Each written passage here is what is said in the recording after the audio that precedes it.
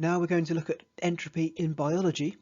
Of course, we've mentioned biology before in the context of complex and highly ordered life and how this appeared to be contrary to the rules of entropy. And so now we look at biology in a bit more detail, and we're going to look at it at the molecular side of things. And as you can see on the image here, this depicts that crucial process which is building up DNA. And so obviously this is a process that involves the creation of a highly ordered molecule. And we're going to see that entropy is very significant in this process. And so in biology, clearly with the creation of complex structures, we are looking at, if you like, locally decreasing entropy with a lot of reactions. And so these are referred to as endergonic reactions, reactions where we get a drop in entropy. And so these are reactions that would appear to be forbidden by the second law of thermodynamics. And so we need to explain, how does biology get around these problems? And the answer is that these endergonic processes are coupled with spontaneous processes known as exergonic. These are the negative delta G, so entropy increasing reactions. And probably the most famous of these is the hydrolysis of ATP, that's adenosine triphosphate, to give ADP, adenosine diphosphate. And so the delta G for this reaction is minus 30.5 kilojoules per mole. So this is a spontaneous process, and this is used, so as it were, the unfeasible processes kind of piggyback, as it were, on the more feasible process, so that the net result is something which can be feasible. So we've got the adenine molecule, that's the purine, the nitrogenous heterocycle there on the top right. And so yeah, that's bonded here to a ribose, a sugar, monosaccharide. And then to the left there, we've got 3 of these phosphate units condensed together. And so on hydrolysis, the end phosphate unit comes off there. So we have this phosphoric acid dropping off, leaving us with the diphosphate. And you can see there that on the diagram, none of these molecules are shown as ionized, but in actual fact, at pH 7, so roughly at physiological pH, these things will of course be ionized, and so typically the ATP will be 3 minus, and that's to say that each of the 3 phosphates will have a 1 minus charge on one of the oxygens, and the ADP that's formed at the end has a 2 minus charge. So that's more physically realistic. Often the molecules are shown not in an ionized state, I think, just so that's easier to read.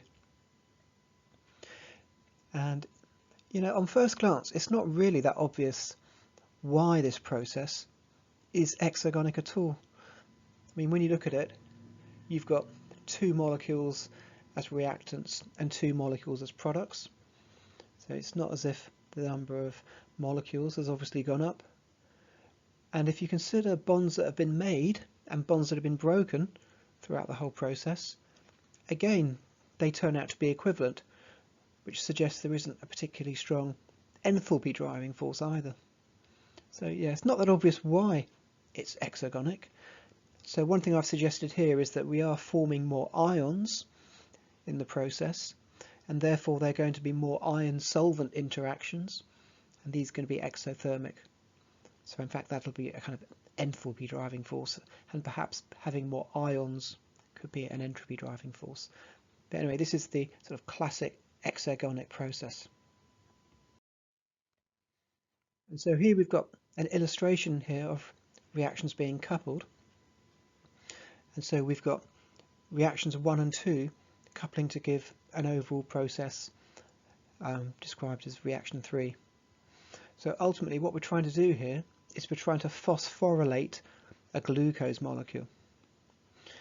The problem is though, when you phosphorylate glucose, which is this reaction 1, it's endergonic.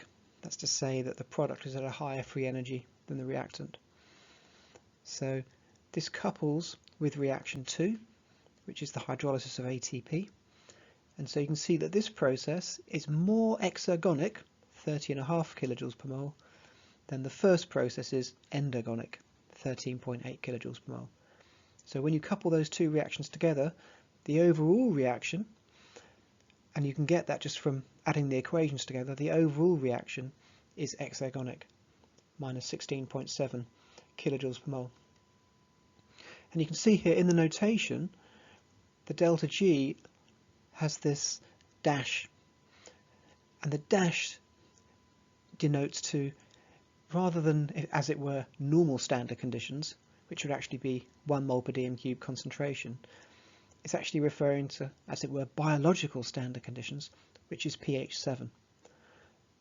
Obviously, if you had H plus present at 1 mole per dm cubed concentration, that would be pH 0, which isn't biologically relevant. So as pH 7 is biologically relevant, this tends to be how these delta G values are quoted. And again, referring to phosphate in this process, the P sub I, that's just a kind of shorthand for phosphate. And in actual fact, being in pH 7 conditions, it's not really going to be phosphate, it's not going to be PO43 minus phosphate. And actually phosphoric acid is only quite a weak acid anyway, so at pH 7 it's only going to ionize one time. So really when we say phosphate, really we're meaning the dihydrogen phosphate, H2PO4 1 minus. And so you can see here that when we take the delta G1, the phosphorylation, the delta G2, hydrolysis of ATP to ADP, when we add those equations up, we get the delta G3 process. And that's to say glucose combining with ATP to give you the phosphorylated glucose with ADP being produced. So that's just quite a nice example here of how an endergonic process is made exergonic using ATP hydrolysis. And now to turn to the DNA synthesis diagram that we saw on the original slide. And so what we can see here is a nucleotide being added on to a chain. So on the left hand side of the diagram there, we've got a couple of base pairs already attached in this nucleotide, and then the OH from the deoxyribose is attacking a free nucleotide to add another base pair onto the sequence. And it's interesting here, you know, because you see this is shown as a triphosphate. And in fact, I think in some textbooks they show it as a monophosphate, simply combining to give another phosphate linkage along the nucleotide. But actually, that's quite a significant error, because the fact it's a triphosphate rather than a phosphate actually makes all the difference. Because had the free nucleotide been a monophosphate, that reaction would have been endergonic, so it would have been unfeasible. But with it being a triphosphate, as shown, then what we find is the whole thing becomes feasible, because we have a loss of the diphosphate, sometimes called pyrophosphate, that comes off, and in fact it's subsequently hydrolyzed as well, and so this makes the overall reaction exergonic. So it makes all the difference. So this is vital to this DNA polymerase reaction. Now photosynthesis is another classic example of an endergonic process. And so ultimately in the photosynthetic process, where we're taking carbon dioxide and water and from that making glucose and oxygen, this is not a feasible reaction as it's written. In fact, there's one way you can see it's not a feasible reaction, and that is if you look at the reaction in reverse, glucose plus oxygen, that's like combustion, and in fact it's respiration. So you can think of combustion of sugar being an exothermic reaction. We can also think about respiration, and that of course provides energy for the body from effectively oxidation of sugar. So if you like, the reverse reaction is obviously the feasible one, and so the forward reaction is the unfeasible one. So really it's quite a miracle of nature that we're taking a very unfeasible reaction and we're making it go somehow. And so in this process, ATP hydrolysis is involved, and that can provide some Gibbs free energy to help us get through this reaction. But crucially, the other point is that light is employed. So light energy is captured and harnessed, and it's harnessed by electronically exciting a molecule ultimately. So of course it's the chlorophyll in the green leaves of plants. This, as it were, harvests the photons of light, captures their energy, and so this provides energy to get sort of up that uphill reaction. And so ultimately, having captured the light, we then convert our starting materials into activated species, high energy species, and as high energy species they no longer have that entropic barrier to reaction. Actually, I thought it'd be good to go into this in a little bit more detail. So we have these pigments in plants which absorb the light from the sun, and so having absorbed the light they get electronically excited, and the real miracle of it is that somehow the energy from these excitations of electrons are passed to this crucial reaction center of the P680 photosystem II complex. And so nested inside all these proteins we have this crucial core, and we have this rather unlikely looking center that has 4 manganese ions and a calcium ion. And we can also see these oxygen atoms around there. And so as the excited electrons from absorbing light from the sun, as this energy is directed into this photosystem complex, what we find is ultimately from a low energy pair of electrons, one of the electrons is excited to a higher energy level. And so obviously the electron that's gone up has left a hole in the lower energy orbital. And we learn, of course, that atoms have got orbitals. Each orbital can take 2 electrons of opposite spin, and it's no different in molecules with molecular orbitals and in complexes of atoms in the same way. In all cases, orbitals can take a pair of electrons. One of these electrons is going to be excited up to a higher energy level. And so that in itself doesn't seem particularly unusual. We see this all the time. This accounts for colour in a lot of species. But what's special about this photosystem II complex is that once the electrons are separated, that's to say once one of the lower energy electrons is excited to a high energy level, it doesn't just drop back. This is what would normally happen. It would just relax back to where it came from. But the kind of intricate biochemistry that's set up here is such that these electrons get separated, and so you end up with a high energy electron and a low energy hole, and both of these are very significant. So the high energy electron and the low energy hole can both play an important role, and we can see on these diagrams it's an extremely simple schematic, just getting to the absolute bare bones of what's going on here. So if we look at the very top right, we've got this energy axis, and we've got this low energy orbital labelled P680, so this is in the complex, with a pair of electrons in. And so one of these electrons is going to get excited up. So this is ultimately the energy from the sunlight being guided in. And so we excite an electron up to the upper state, the upper level there, which is vacant initially.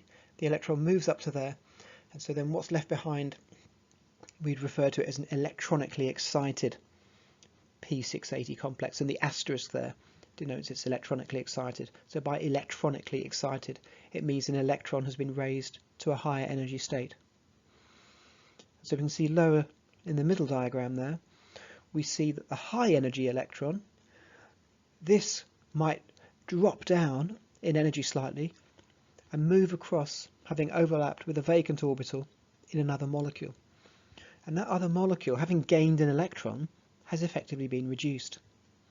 But of course, if you go to the bottom diagram, you can see by the same token that hole, which is at very low energy in the lower orbital, again, if this overlaps with an occupied orbital in another molecule, one of its electrons could drop down in energy to fill that hole, and that would be oxidation of the other molecule. And so I think this schematic effectively shows you how these redox reactions can be catalyzed by this electronically excited state, but catalyzed in both senses, in reduction and oxidation. So this low energy hole acts as a trap for removing electrons from other molecules, and this is the oxidation. And in fact, it's so potently oxidizing, this activated complex, it can even oxidize water to oxygen gas. And so that's a mark of a very powerful oxidizing agent.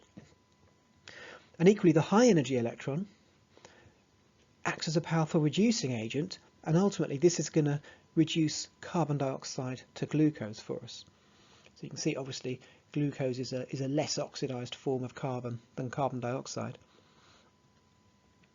And so this doesn't happen directly, but instead the high energy electron can combine with water and this molecule NADP+.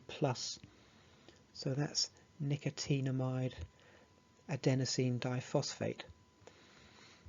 And it's got a plus on there because the nicotinamide has got a pyridine ring on it. So that's like a benzene ring, except one of the carbons is replaced by nitrogen. Now, of course, nitrogen we think of as normally having 3 bonds, and carbon normally has 4 bonds. When you force nitrogen to have 4 bonds, when it's taking the place of a carbon, it picks up a positive charge. And that's the origin of the positive charge in the NADP+. And so that molecule ultimately is going to get reduced by these high energy electrons, and it creates NADPH, and this is going to be our active reducing agent. And so to get from NADP+ to NADPH, this molecule has to acquire an atom of hydrogen, and that's going to come from the water effectively. But of course, in water the oxidation state of hydrogen is +1, so effectively it will be picking up an H+, and then we'll have to accept 2 electrons to form this neutral NADPH, hence this reduction process. And so light is giving this, as it were, a helping hand, and we're forming this sort of active reducing species in the process. And so of course this is leading to water splitting. So ultimately we've got 2H2O on the left, that's going to create O2 on the right, and we can think of the H2Os breaking up to give us 4H+ and 4E-.